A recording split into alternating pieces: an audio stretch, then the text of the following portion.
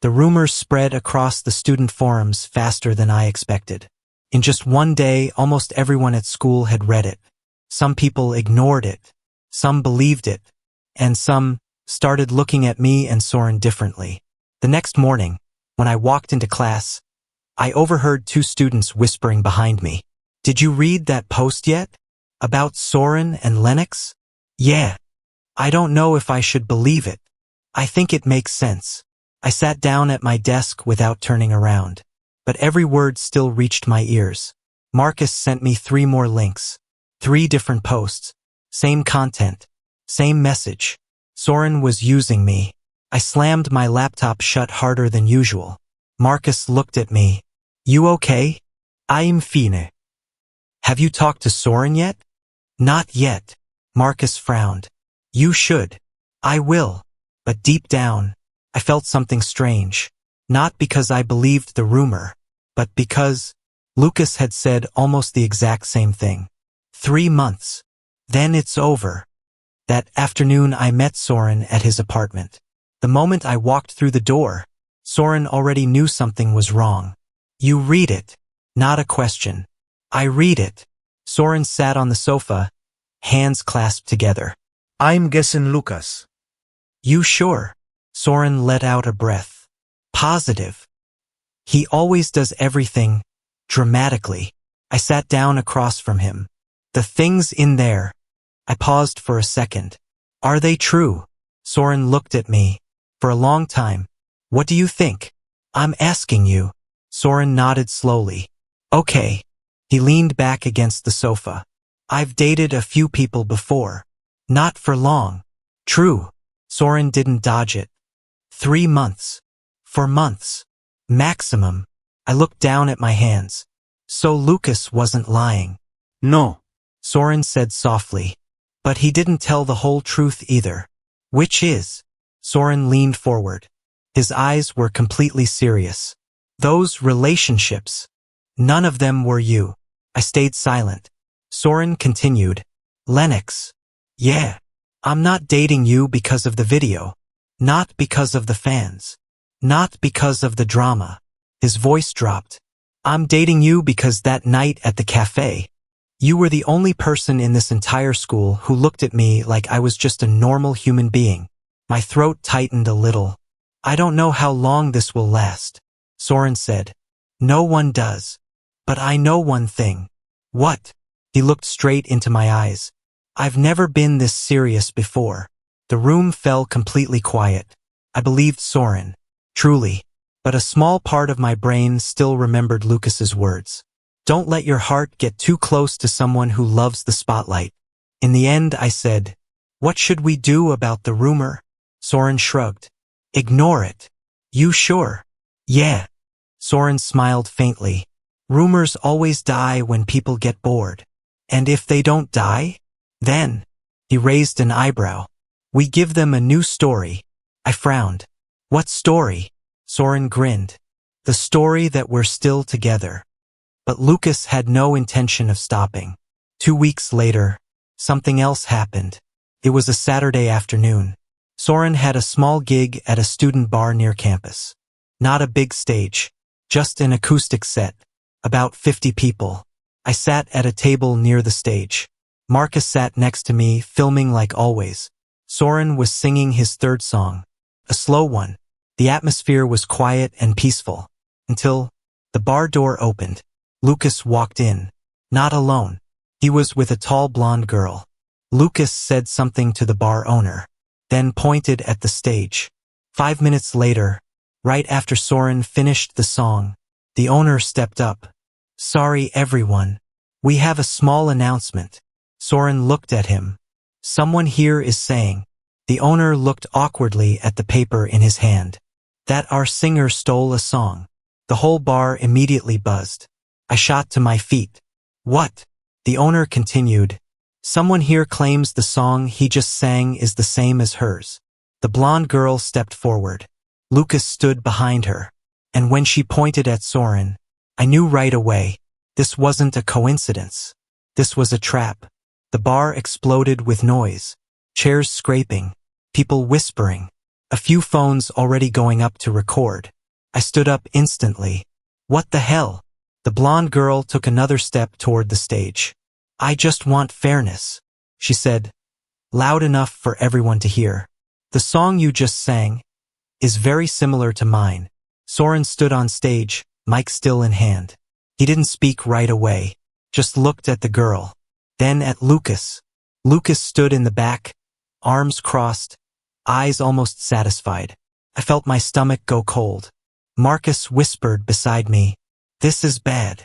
On stage, Soren finally spoke. "What's your name?" "Emily." "Emily." Soren nodded. "What's the name of your song?" The girl took out her phone. "Stay Until Morning." Soren thought for a second. "I've never heard it." She frowned. "Really?" "Yeah." Emily turned her phone toward the crowd. "Here." A clip started playing. The whole bar went silent. I listened to the melody. A few notes were kind of similar, but not exactly the same. Marcus whispered, "It does sound a little alike." I looked back at Lucas. He was staring at Soren, waiting for Soren to fall into the trap. Emily stopped the music. "See," she said. "Very similar." Soren stayed quiet for a few seconds. Then he said, "There are 3 chords that are the same."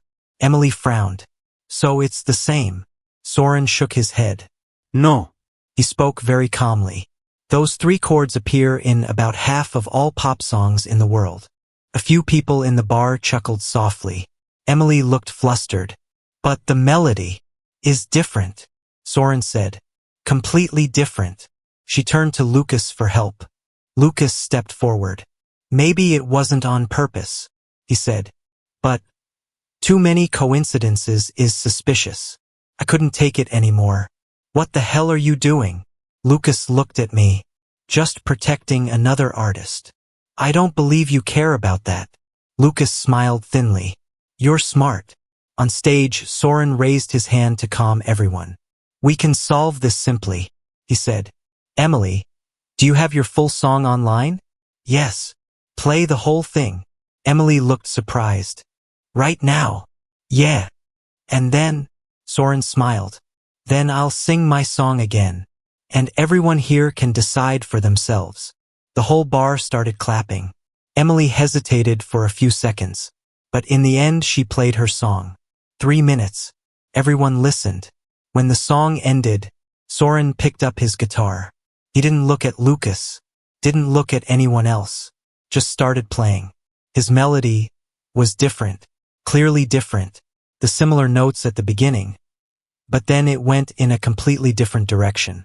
When Soren finished singing, the bar erupted in applause. Someone shouted, "Not the same." Someone else, "It's just chords." Emily stood frozen, face turning red. Lucas wasn't smiling anymore. Soren put his guitar down. "See?" Emily looked down. "Yeah," she said quietly. I'm sorry. Then she turned and walked away. Lucas watched her for a second, then looked back at Soren. This time his eyes held no mockery, only defeat. Soren said softly, "Lucas." Lucas didn't answer. He just turned and walked out of the bar. The door closed behind him. When the performance ended, I walked up onto the stage. "You okay?" Soren smiled tiredly. "I'm fine." "Lucas did that because of you." "I know." "He's not going to stop."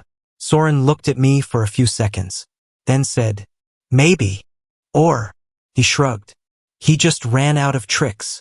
I wasn't sure, but when we left the bar that night, I had a strange feeling, like this story wasn't over yet, and I had no idea that, just a few months later, a huge opportunity would appear, an opportunity that would make me and Soren leave college and start a new life in New York. But it was also there that we would almost lose each other forever. The final months of college flew by faster than I expected. After the incident at the bar, Lucas basically disappeared from our lives. No more new rumors. No more anonymous posts. No more hostile looks from the sports teams. Marcus said something I still remember clearly. Maybe he got bored. I wasn't sure. But I also didn't want to keep thinking about Lucas, because at that time, my life with Soren was changing, in ways neither of us had expected. I received an internship offer from a major media company in New York. The email arrived on a Monday morning. I read it 3 times, then 5 times. Marcus sat across from me in the library. "You're shaking." "I'm not shaking."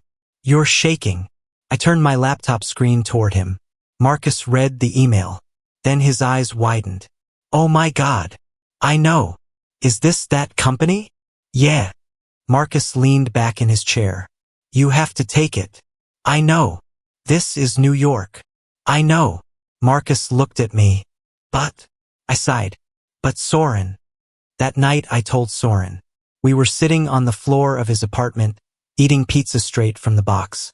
Soren read the email on my phone, then looked up. "You have to go."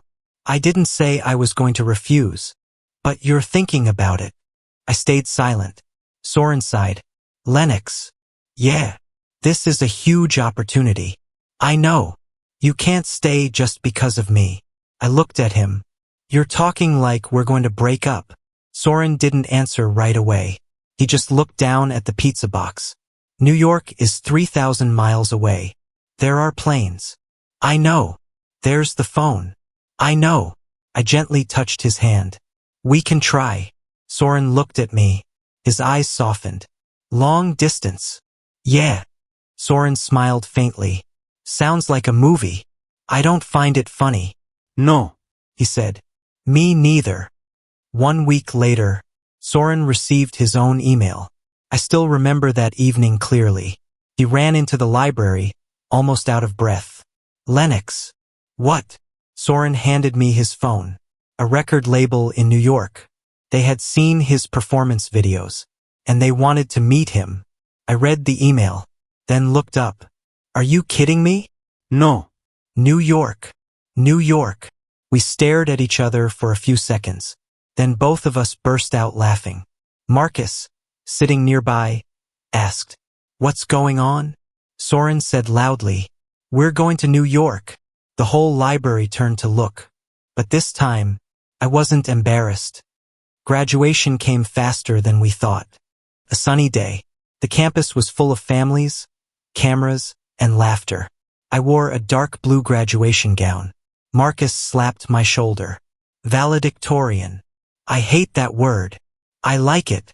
Soren stood a few meters away, also in a gown. But he looked different, like the stage had followed him out of the auditorium. When the ceremony ended, Soren found me in the crowd. "Congratulations." "You too." He smiled, then suddenly pulled me close. In front of hundreds of people, Soren took my hand. "What are you doing?" "Celebrating." "Here?" "Yeah." I looked around. A few people were staring. A few phones were out. But I didn't let go of his hand, because I remembered that first moment, that night on stage, when Soren held my hand in front of the cameras. Maybe everything had started right there. 3 months later, Soren and I stood inside a small apartment in New York. The apartment had only 1 bedroom, a window looking out onto a busy street, an old sofa, but we were grinning like idiots. "We're actually living here," I said. Soren opened the window. The sound of car horns and people talking poured in. "New York," he said. "The city that never sleeps." I set my suitcase down. "What do you think will happen next?" Soren turned to look at me, then said, "I think we're going to write a new chapter." I didn't know at the time that new chapter would begin with big dreams, big opportunities. But there would also be one huge crisis. A crisis that almost made me and Soren cancel our wedding forever.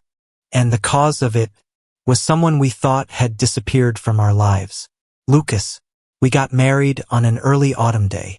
New York had soft sunlight that day. Not the harsh summer kind, but a gentle light that painted everything a warm gold, as if the city itself was blessing us. The wedding wasn't big, just about 30 people. My family, Soren's family, a few close friends from college, a few colleagues from his company, and a few people from my old band. The venue was a small rooftop garden in an old building in Brooklyn. Soren said he chose this place because you could see the Manhattan skyline from here. So we remember, he said, that this city witnessed everything. I stood behind the glass door, adjusting my tie. My heart was beating as fast as the first time I stood on stage in front of thousands of people. But this feeling was different. This time, I wasn't scared. I was just nervous. The door opened. Music started playing. Not a traditional wedding song, but a simple piano piece, the song I had written in my final year of college. I stepped out, and then I saw him. Soren stood at the end of the aisle.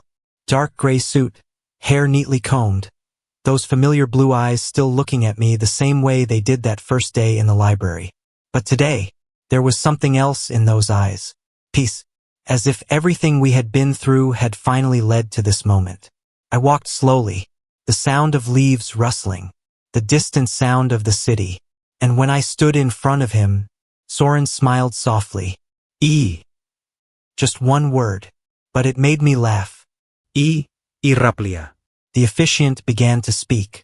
I only caught fragments about love, commitment, and the journey, but most of the time, I just looked at Soren. I remembered the first day in the library. I remembered the first time he heard me sing. I remembered the times we fought because of the distance. I remembered the night Lucas lied. I remembered the hug in Central Park. All those memories, like puzzle pieces, and today they finally formed a complete picture. When it was time for the vows, Soren spoke first. He opened a small piece of paper. I knew he had prepared it for a long time, but when he started speaking, his voice still trembled. Lennox, he said, I used to think I was someone who lived by logic. A few people laughed softly. But then I met you. I realized there are things in life that can't be calculated. He looked at me. You are the most beautiful thing I can't explain with any formula. I heard a few sounds from behind. I promise I will always be the first person to hear you sing. I promise I will always be in the front row, whether the stage is big or small. I promise. If one day you forget how amazing you are, I will remind you. I didn't realize I was crying until he said the last sentence. I don't promise that life will always be easy, but I promise, no matter what happens, I will never let go of your hand. My turn. I didn't bring any paper, because I knew I wouldn't be able to read it. I looked at Soren. In my second year of college, I said, I thought you hated me. People laughed. I thought you were the kind of person who would never understand someone who lived on stage like me. I took his hand. But then you stepped into my world. And somehow, you made it steadier. I took a breath. Soren, you're the only person who makes me want to come home. Not the city. Not the apartment. Just you. I looked straight into his eyes. I promise I will sing for you my whole life. I promise I will hold your hand, even when no one is watching. I paused for a moment, then smiled. But if there are cameras, I'll still hold your hand. The whole garden burst into laughter, and then the officiant said the final words. You may kiss your spouse. Soren didn't wait. He pulled me in and kissed me. Applause erupted throughout the garden. A few friends whistled. Someone shouted, finally! But in that moment, I barely heard anything. Only Soren. Only his arms. After the ceremony, the reception took place right there on the rooftop. Nothing too fancy. Just golden lights, acoustic music, and lots of laughter. A little later, the band started playing, and everyone turned to look at me. I know, I said. You all want to hear me sing. Soren smiled. Always. I took the mic, but this time, I didn't stand on a stage. I stood in the middle of everyone, and I sang a new song. A song I wrote for Soren. No drama. No tragedy. Just a simple story. Two boys who met in the library. One who sang. One who studied. And one day, one of them held the other's hand in front of the cameras. Not because of pressure. Not to prove anything. But simply because he wanted the whole world to know that I was his, and he was mine. When the song ended, Soren walked over. He didn't say anything. He just took my hand, just like that day. But this time, there were no cameras, No reporters. only the New York night sky, and the people we loved. Soren gently squeezed my hand. I told you, he whispered. This time, I will never let go. I rested my forehead against his. Good, I said, because I'm not planning to either. And that was how our story ended. Not with a scandal, not with a big performance, but with something very simple. 2 boys, 1 city, and 1 hand, always holding the other.